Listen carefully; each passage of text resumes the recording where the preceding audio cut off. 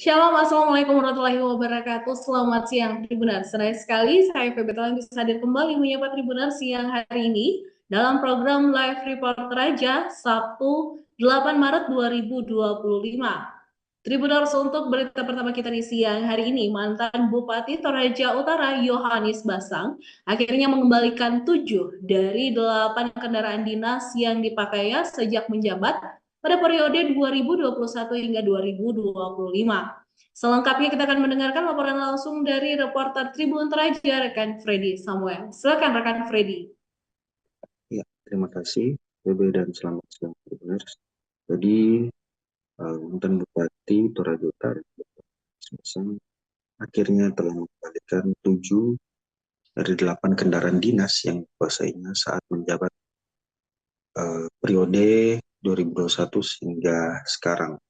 Mobil yang dikembalikan Ombas atau sapaan Yohanes Basang ini ke bagian umum Pemkab Toraja Utara, yaitu 3 unit Toyota Hilux, 2 unit Toyota Innova, dan 1 unit Rubicon, dan sebuah minibus yang selama ini digunakan istrinya atau mantan ketua PKK Toraja Utara.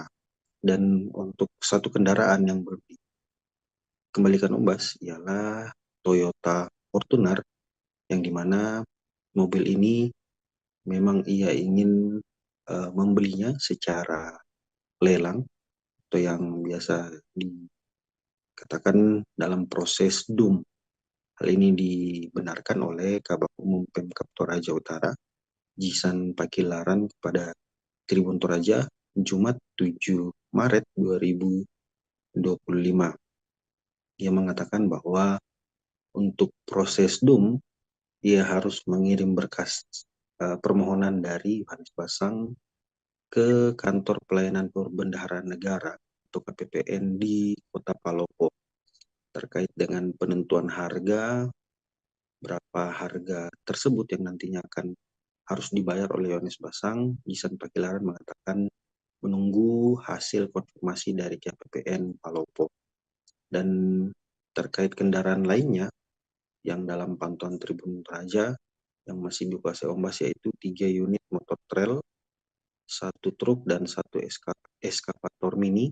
Jisan Pakilaran mengatakan bahwa untuk kendaraan-kendaraan yang diduga masih dikuasai oleh Yohanes Basang, ia mengatakan bahwa mungkin hal tersebut masih dikuasai atau terdata di dinas-dinas lainnya, bukan di bagian umum Pemkab Toraja Utara.